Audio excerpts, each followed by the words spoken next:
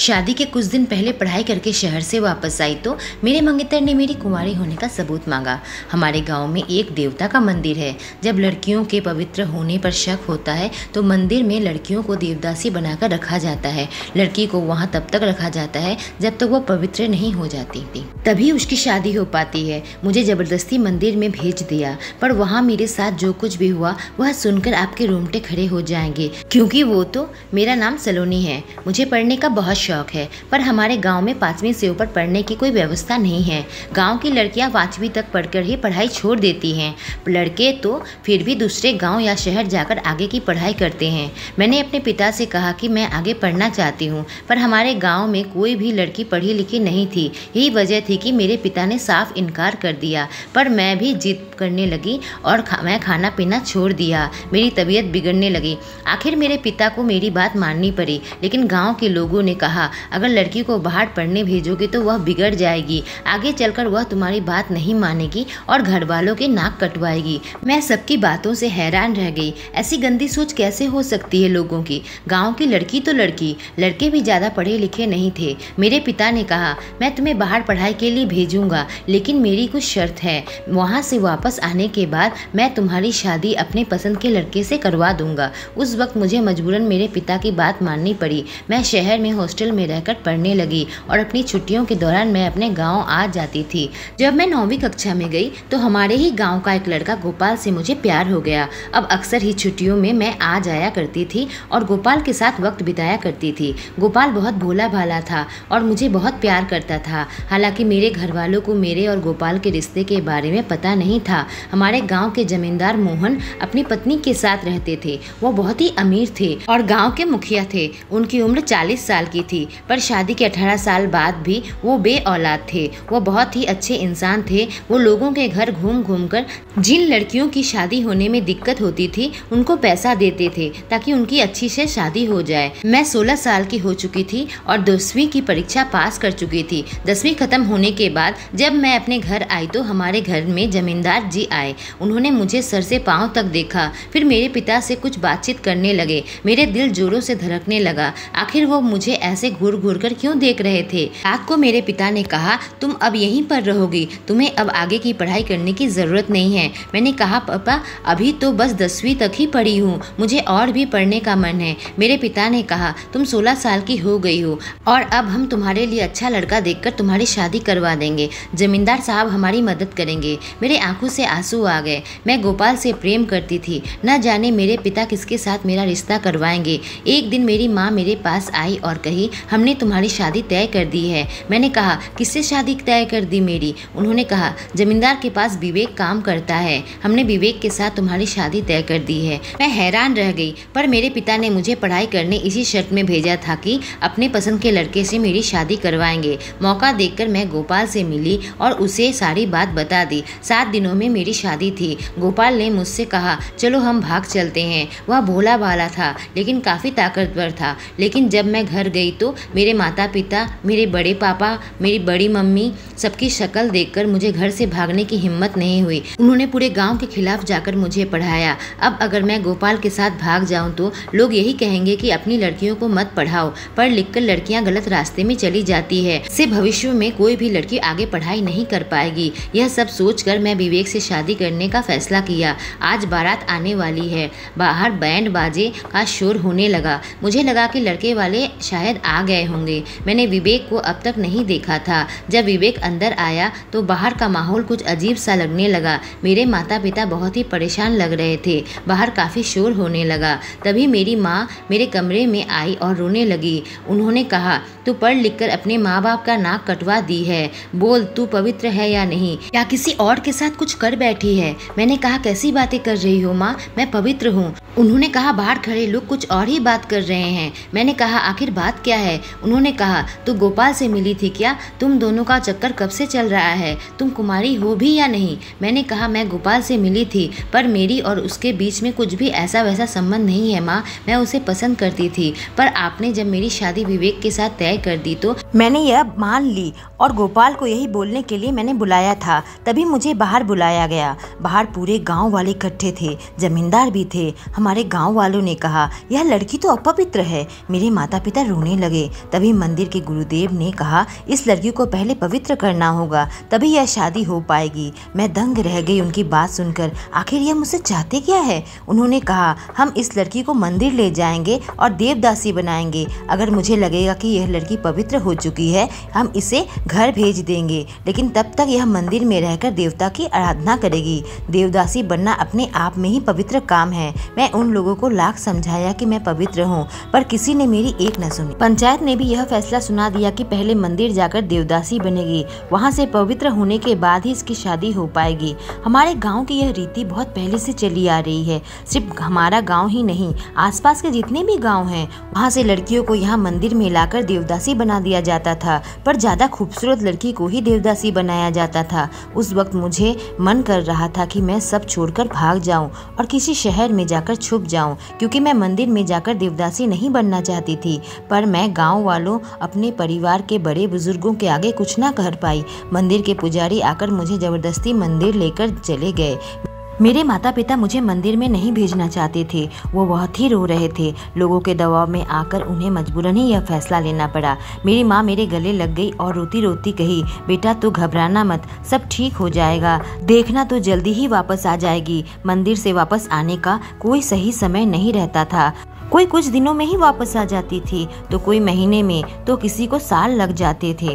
कुछ लड़कियां तो ऐसी हैं जो अब तक मंदिर में ही हैं और वापस नहीं आ पाई है। मैं अपनी किस्मत को कोसने लगी। जब मैं मंदिर के लिए जा रही थी, मुझे लगा ना जाने कैसी काल कोठरी जैसी जगह होगी जहां यह लोग मुझे कैद कर देंगे। पर जब मैं अपने कमरे में आ गई, वहां का नज़ारा देखकर मेरी आंखें फटी की फटी रह गई। कमरा बहुत ही छोटा था, उस पर एक बिस्तर था। जब मैं बिस्तर पे बैठी तो गद्दा बहुत ही मुलायम था। मैं गरीब किसान की बेटी हूँ और नीचे जमीन पर कुछ बिछाकर ही सोती हूँ। सामने एक छोटी सी टेबल थी जिसके ऊपर तरह तरह के फल रखे हुए थे। कमरे में एक अलमारी थी। जब मैं उस अलमारी को खोला तो मैं हैरान रह गई। वहाँ तरह तरह की साड़ियाँ रखी हुई थी और ढेर सारे साज श्रृंगार की चीजें थी। मैंने यह सब जिंदगी में भी नहीं देखा था। जब मैं बाथरूम गई तो मैं और भी चकित रह गई। बहुत ही खूबसूरत बाथरूम था। हमारे घर में बाथरूम नहीं था। बाथरूम के अंदर तरह तरह के साबुन थे। कमरे में लाइट और पंखा था और एक छोटी सी खिड़की थी। जब मैं खिड़की खोला तो बाहर जंगल नजर आ रहा था।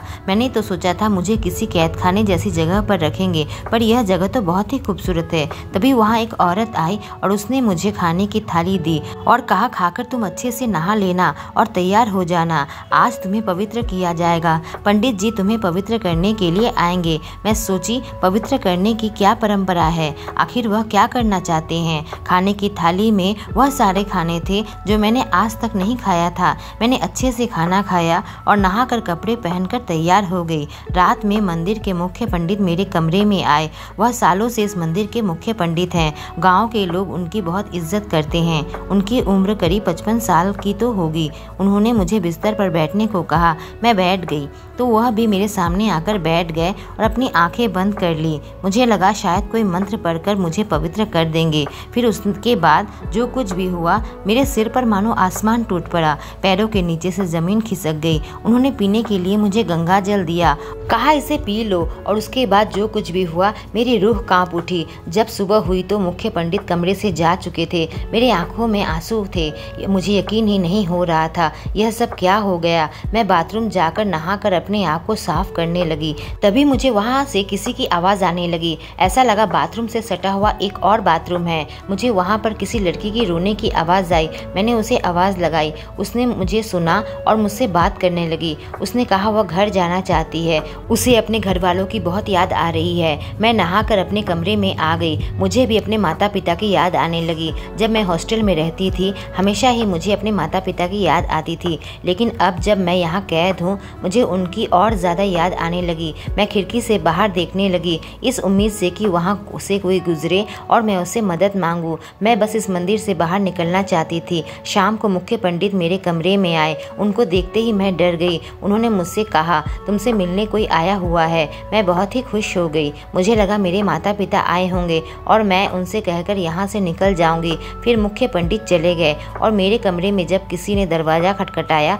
तो मैं यह सोची कि मेरे माता पिता आए हैं। सोचकर मैं दरवाज़ा खोल दी, पर मेरे माता पिता नहीं थे। मेरे सामने एक ऐसा चेहरा था जिसे देखकर मैं चौंक उठी। मेरे सामने जमींदार साहब खड़े थे। 40 साल के हट्टे गट्टे जमींदार मेरे पास क्या लेने आए हैं? मैं जमींदार साहब को अंदर आने के लिए कहा और उनसे कहा कि मैं यहाँ से जाना चाहती हूँ, मैं यहाँ नहीं रहना चाहती हूँ। मैं उनसे मदद मांगने लगी। वह मेरे एकदम करीब आ गए और कहा, तुम बहुत ही खूबसूरत हो, मुझे तो तुम पहली नज़र में ही भा गई थी। साथ ही तुम हमारे गाँव की लड़कियों से ज़्यादा पढ़ी लिखी भी हो। अब तुम इस मंदिर में ही रहोगी और देवदासी बनकर मेरी सेवा करोगी। मुझे उनके बातों का मतलब समझ नहीं आया, लेकिन उस रात जो कुछ भी हुआ उसके बाद मुझे सब समझ आ चुका था। उनकी बुरी नज़र मुझ पर पड़ गई थी। लड़कियों को पकड़कर यहाँ देवदासी के नाम पर कैद कर देते हैं और उनके साथ गंदा काम किया जाता है। अब अक्सर ही जमींदार साहब और मुख्य पंडित मेरे कमरे में रात को आने लगे। मैं अच्छे से नहाती थी। मैं जानती हूँ कि अब इन लोगों ने मुझे अपवित्र कर दिया है। धर्म के नाम पर यहाँ गंदा काम चल रहा था। एक दिन सारी देवदासी को एक कमरे में इकट्ठा किया गया। जब मैं बाकी लड़कियों से बात की तो मेरे रोंगटे खड़े हो गए। उनके कमरे में तो हजारों लोग आते थे, मंदिर के सारे पंडित, यहाँ तक कि पुलिस भी। गांव के बड़े बड़े जमीन के मालिक भी आया करते थे और शहर से बड़े बड़े लोग भी। जब कोई लड़की प्रेग्नेंट हो जाती थी तो उन्हें वहाँ से निकाल कर अपने घर भेज दिया जाता था, या कभी किसी लड़की को से जब मन भर जाता तो उन्हें छोड़ दिया जाता था। पर कुछ लड़कियाँ बहुत खूबसूरत थी, उनको 4-5 सालों तक भी यहाँ रखा जाता था। बाहर निकलने पर बहुत सारी लड़कियाँ जहर खाकर आत्महत्या कर लेती थी या कभी शादी नहीं करती थी। जो लड़कियाँ शादी करती थी उनको रिश्तों पर से विश्वास ही उठ गया था। मेरे बड़े पापा की बेटी भी यहाँ पर आई थी, उसको कुछ महीनों में छोड़ दिया गया था, लेकिन शादी के दिन ही उसने जहर खाकर आत्महत्या कर ली थी। हमारे घर के लोग पूरी तरह से शोक में डूब गए थे। कुछ दिनों बाद मुझे पता चला कि मैं प्रेग्नेंट हूँ। मैंने यह बात वहाँ के लोगों से बताई। मुझे लगा अब यह लोग मुझे छोड़ भी देंगे तो मैं किसी को मुंह दिखाने के लायक नहीं रह गई हूँ, मुझे आत्महत्या ही करना पड़ेगा। लेकिन उस शाम जमींदार साहब मेरे कमरे में आए और वह बहुत ही खुश हो गए। उन्होंने कहा, आखिरकार मैं अपनी औलाद का मुंह दिखूंगा। जमींदार साहब बरसों से बे औलाद थे। उन्होंने मुझसे कहा, सलोनी, मैं तुमसे बहुत प्यार करता हूँ। मैं तुम्हें अपने घर तो नहीं ले जा सकता, लेकिन तुम अब यहाँ जिंदगी भर रहोगी। तुम मेरे लिए बहुत ही खास हो, तुम मेरे बच्चे की माँ बनने वाली हो। ऐसे ही दिन कट रहा था कि एक दिन अचानक मैंने खिड़की से देखा तो बाहर गोपाल था। मैं गोपाल को आवाज़ लगाई। गोपाल दौड़ता हुआ मेरे पास पहुंचा। मुझे देखकर बहुत ही खुश हो गया। उसने मुझसे कहा कि वह मुझसे बहुत प्यार करता है और अब भी वह मुझसे शादी करना चाहता है। उसने यह भी कहा कि विवेक ने किसी और औरत से शादी कर ली है। मैं रोने लगी। मैंने कहा, गोपाल, मैं अपवित्र हो चुकी हूँ। उसने कहा, मंदिर में आकर तो औरतें पवित्र हो जाती हैं, तुम तो देवदासी हो। फिर मैंने उसे देवदासी का काला सच बताया और यह भी बताया कि मैं प्रेग्नेंट हूँ। मैंने बताया कि मुख्य पुरोहित और जमींदार ने मेरे साथ क्या सलूक किया है। मुझे तो यह भी नहीं मालूम था कि मेरे बच्चे के पिता आखिर है कौन। गोपाल ने कहा, मुझे यहाँ से ज़रूर निकाल लेगा। उस वक्त वह चला गया। मुझे पता था यहाँ से निकलना लगभग नामुमकिन है। एक रात मंदिर में कोई विशिष्ट पूजा चल रही थी। उस वक्त अचानक ही मुझे अपने दीवार पर कुछ आवाज़ आई। मैंने खिड़की से देखा तो बाहर गोपाल था। उसने कहा, हमारे पास यही मौका है, मैं दीवार तोड़ दूंगा और तुम्हें यहाँ से भगा ले जाऊंगा। सारे पुरोहित उस दिन पूजा पाठ में व्यस्त थे। उस मौके का फ़ायदा उठाकर गोपाल ने दीवार तोड़ दी। मैं वहाँ से निकल गई और हम दोनों वहाँ से भाग निकले। हम शहर में पहुँचे और वहाँ से गोपाल सीधे मुझे अस्पताल लेकर गया। मैं अपना बच्चा गिराने के लिए वहाँ गई थी, लेकिन वहाँ डॉक्टर और नर्स को मुझ पर शक हुआ। बच्चा गिराने से मना कर दिया। उन्होंने पुलिस को भी बुला लिया। पुलिस जब पूछताछ की तो मैंने उन्हें सब कुछ बता दिया। वे यह सुनकर हैरान रह गए। फिर डॉक्टर भी बच्चा गिराने के लिए तैयार हो गए। पुलिस ने एक टीम बनाई और उस मंदिर पर रेड मारी। सारी लड़कियों को मंदिर से बचा लिया गया। गांव वालों की आंखें भी खुल चुकी थी। जो इंसान उन लड़कियों के साथ गलत किया सबको पकड़ लिया गया। सारे पंडित गिरफ्तार हो गए। जमींदार को भी गिरफ्तार कर लिया गया। मंदिर की देवदासी रीति को बंद करवा दिया गया। गोपाल मुझे बहुत प्यार करता था। मेरे साथ इतना गलत होने के बावजूद भी उसने मुझसे शादी कर ली। हम दोबारा उस गांव में वापस कभी नहीं गए। हम शहर में ही रहकर बाकी की जिंदगी गुजार दी। अगर स्टोरी अच्छी लगी हो तो चैनल को सब्सक्राइब करें और बेल आइकॉन को प्रेस करें।